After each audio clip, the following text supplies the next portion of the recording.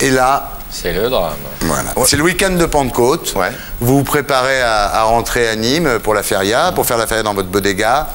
Et là, on sonne à la porte. Ding dong. Ding dong.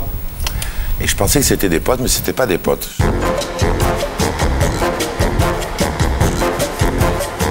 Ça va? Dis-moi, t'as fermé ta loge à clé, là? Non, il y a la masseuse. Ah ouais, je voudrais pas que les flics aillent fouiller, non? Ça reste un peu sur la veste. Hein. Ouais, mais ça, en même temps, c'est... Comment ça va? Alors, c'est génial, t'es assis comme un invité, tu te rends compte? Ça fait 2 fois que je viens en tant qu'invité. Mais enfin, je pense que je viens aussi pour le blind test, je vais bien vous déchirer quand même. Ah bon? Ah oui, ouais. c'est vrai que c'est toi, tu vas être... Ah oui? Ouais.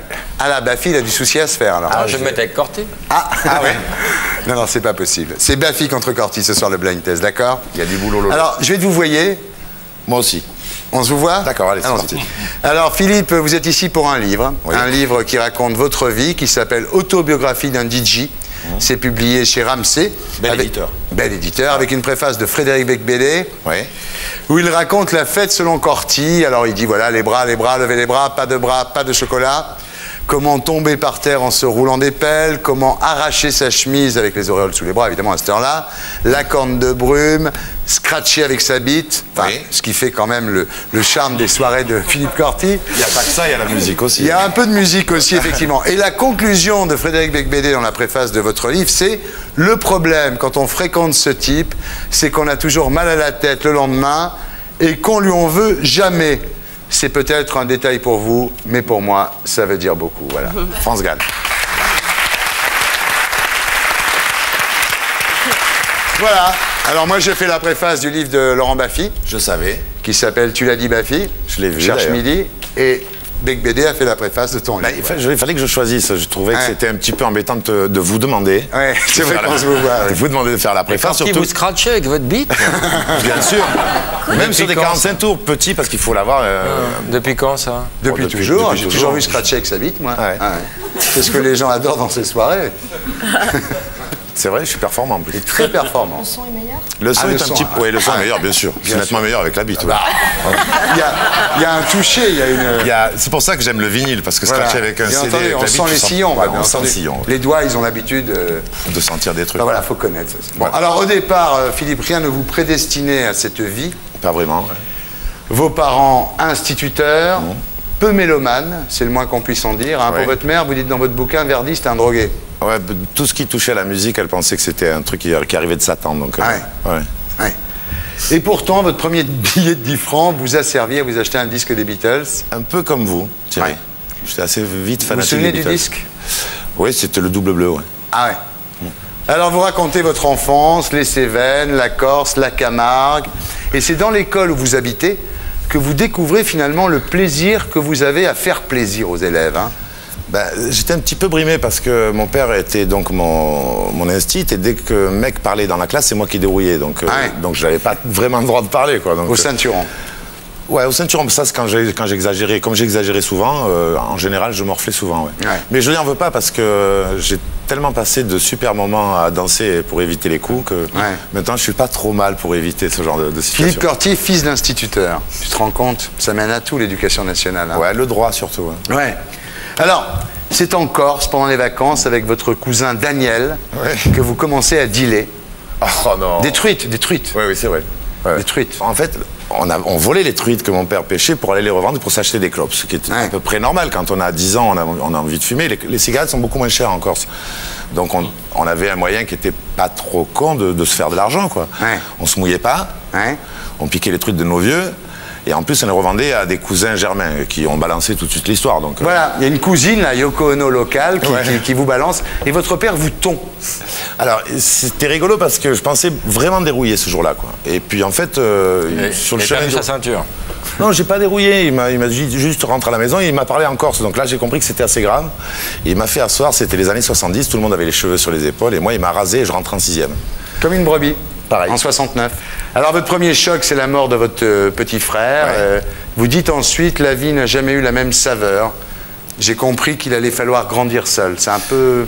Non, c'est vrai. Je veux dire, quand dans une famille, quand il y a un gamin qui meurt, surtout une famille corse où on est quand même vachement près des enfants, où les enfants sont quand même, c'est comme le Maroc ou l'Algérie, les gens sont très proches des gamins. Quand un petit disparaît, c'est difficile pour les parents de refaire surface, donc nous on a eu l'habitude après de vivre un petit peu sans nos parents, quoi. Ils étaient un petit peu partis avec lui, mais en même temps c'est pas plus mal parce que ça m'a permis de grandir tout seul. Ouais. Alors peu à peu vous vous trouvez, d'abord votre volonté d'être célèbre, vous en prenez conscience. Rapidement, ouais. Rapidement, et ensuite le pouvoir du DJ. C'est-à-dire que rapidement vous comprenez que le disquaire, comme on disait à l'époque, c'est le maître du monde, quoi. C'est à peu près le maître du monde, parce que c'est un métier, j'allais dire, de feignant. C'est-à-dire, on n'est pas obligé de faire de la musique, on joue celle des autres et on en récolte tous les honneurs. C'est vrai. Alors quand elle est bien distillée dans la soirée, c'est une arme fatale. C'est-à-dire qu'on peut arriver à mener les gens à peu près où on veut. Alors votre première boîte en tant que propriétaire, c'est la Scatola. Parce que bon, vous avez eu un enfant qui s'appelle Camille, vous vous dites, il faut quand même que, voilà, vous trouvez 50 000 balles, et avec votre pote Christian, vous achetez la Scatola à Port-Camargue, et c'est là que vous rencontrez Christian Lacroix, qui a été très important pour vous. C'était le premier, finalement, Lacroix, qui s'est aperçu de votre talent pour la fête, quoi. C'est le premier qui m'a permis d'avoir une vraie crédibilité, j'allais dire, parisienne. C'était un créateur qui était en vogue dans le monde entier, et c'est grâce à lui que j'ai pu rencontrer des gens qui m'ont fait travailler à New York, à San Francisco, un peu partout, quoi. Oui, c'est vrai. Voilà, mais c'est Mourouzi qui va vous propulser au sommet. Un jour, vous le rencontrez comment, Mourouzi? Je sors d'une fête mémorable à la Scatola, j'ai un casque à pointe dans la tête, mais alors terrible. Et puis je suis en train d'essayer de dormir et de trouver le sommeil parce que j'ai plus de vodka dans le sang que de sang dans la vodka. Et j'entends un mec qui m'appelle et tout, j'ouvre les yeux et je vois ce mec-là qui me regarde en face. Et ce mec-là, à l'époque, c'est quand même le mec le plus célèbre de France. Énorme, Mourouzi, bien sûr. Ce qui prouve quand même que les animateurs télé sont peu de choses, parce que là, vous êtes obligé de dire Mourouzi, c'était formidable. Alors qu'il y a 20 ans, Mourouzi, c'était formidable, il n'y a pas besoin d'expliquer, quoi. Ouais, c'est vrai, non, c'est vrai qu'après on oublie ce qu'il a été. Mais il me dit bonjour, alors c'est un bonjour. Il était 13h, je me rappelle. Non, mais c'est bizarre ce truc-là, il dit bonjour et j'ai l'impression d'être à la téloge. Donc je dis, ou j'ai fumé un truc hier qui était pas bon, ou alors il faut que tu continues à dormir, quoi. Et en plus, j'ouvre les yeux et en même temps que la voix, j'ai l'image. Donc je dis, là, il y a un truc qui va pas, donc je me rendors. Il voit Giscard, au revoir. Il me réveille encore. Et il me file un verre de rosé. Et là, je dis, bon, ce mec est en vrai, quoi. C'est pas un hologramme, parce que les hologrammes ne boivent pas d'alcool, quoi. Donc je commence à discuter avec lui. Il me dit effectivement qu'il veut se marier. Et je trouve ça vachement bizarre, parce qu'à l'époque, tout le monde disait qu'il était homo. Je dis, donc il me plante encore une deuxième fois, le mec. Et puis finalement, non, il me dit, non, il y a une grosse fête dans les arènes. Et c'est vrai que là, il m'offre une soirée magique. Il vous propose d'animer la fête de son mariage dans les arènes de Nîmes, son mariage avec Véronique. 25 000 personnes, c'est l'apogée de votre vie. Là. Quand vous arrivez, c'est le climax, quand vous arrivez dans les arènes...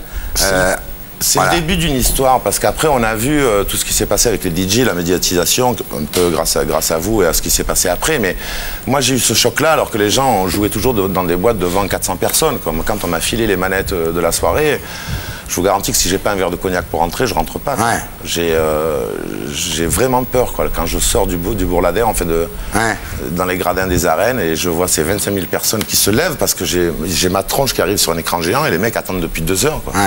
Il y a une rumeur qui monte des arènes où je me dis, bon, là, il faut... Donc je prends la bouteille de cognac, j'en bois une et je me dis, il faut y aller, quoi. Voilà, alors après, il y a le Distrito à Paris avec Étienne Rodagil, paix à son âme, si tu nous regardes.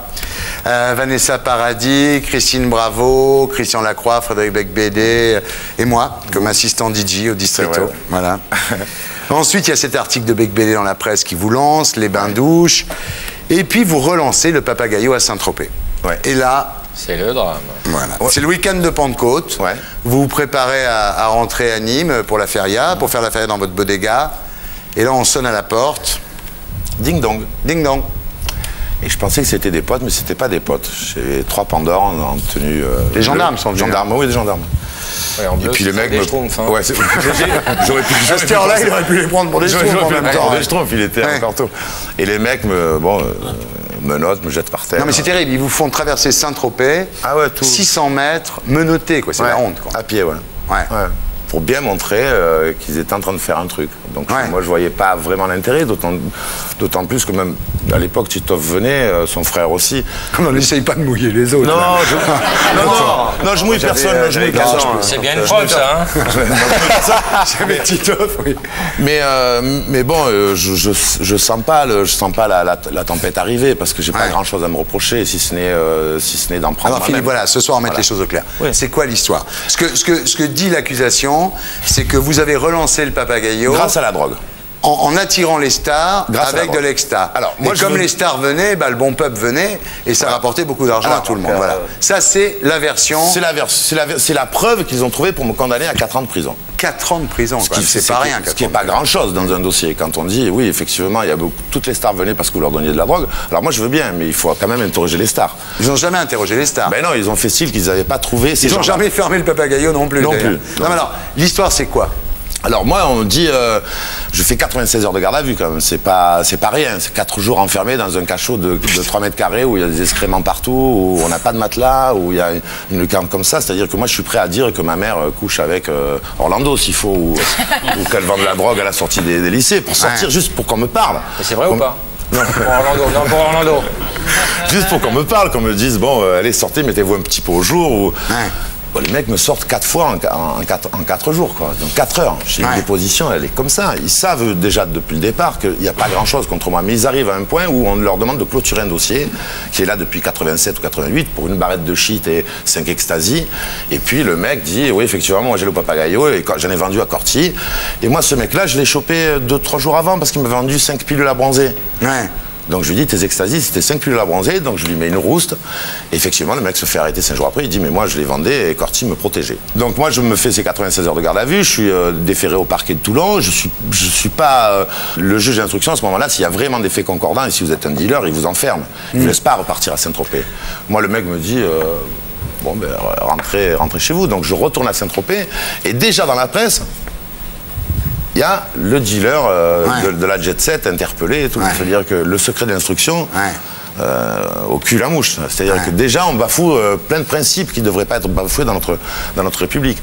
Alors, je me retrouve devant une campagne de presse phénoménale, c'est-à-dire, je suis le dealer de la Jet Set, j'en ai donné à Barclay, j'en ai donné à tous les gens qui venaient chez moi. C'est terrible, cette histoire. Non, mais vous avez été un petit peu le bouc émissaire du truc, quoi. Voilà, oui, puis en plus, j'arrivais à un moment où c'était bien de faire un exemple. Puis voilà. Non, mais en même temps, je ne suis pas du tout rancunier. Je trouve que les mecs n'ont pas fait leur boulot, ils savaient qu'ils ne faisaient pas leur boulot. Ce qui s'est passé quand même qu'il faut raconter, c'est qu'à l'époque, avant, entre le moment où vous étiez condamné et le moment où vous étiez là en tôle, il y a eu un moment où vous avez besoin de travailler. Moi, j'ai fait travailler Philippe, et tu t'en souviens, il y a la mairie de Saint-Tropez qui écrit à Hervé Bourges, président d'Antenne 2 à l'époque, et qui dit « Ardisson fait travailler un repris de justice, un marchand de drogue, etc. » Et moi, je suis allé voir Bourges, qui est un homme admirable. La preuve, c'est qu'il a dit « Bon, il faut le faire travailler. » Bien sûr. Moi, ce qui m'a gêné dans cette histoire, Thierry, c'est pas tellement le fait de faire de la prison, mais c'est le fait qu'on m'ait collé une étiquette qui n'était pas la mienne.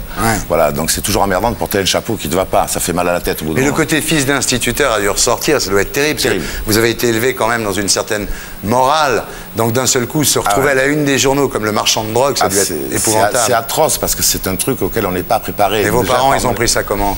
Ma mère et mon père ont été très affectés par l'histoire, pas simplement par le fait que je suis obligé d'aller en prison, mais ils ont été affectés par le fait qu'ils étaient obligés pendant des années d'expliquer une république et que c'était pas celle-là qu'on ils se retrouvaient devant quelque chose qui on les avait trompés encore une fois. Donc ils ont vécu ça. Il y a eu deux cocufiages. Un parce que le fils partait en prison et le deuxième parce que pendant des années ils avaient défendu des valeurs qu'ils ne reconnaissaient plus. Quoi, voilà. Là, en prison, vous avez fait de la muscu? Ouais, musculation, masturbation, télévision. 3 trucs qui étaient terribles. Non, j'ai fait de la muscu, je me suis reposé, j'ai rencontré... Ménage dans votre vie, dans votre tête, vous êtes mis sur pause, quoi. T'as bouquiné un peu? J'ai lu, j'ai refait des trucs que je Il s'est occupé d'un journal, Zanzan News. Non, mais c'était bien, parce qu'en plus, après, j'ai fait une équipe vidéo qui sortait filmer les joueurs de foot, donc on sortait souvent, donc on se préparait à notre réinsertion, j'allais dire. Mais...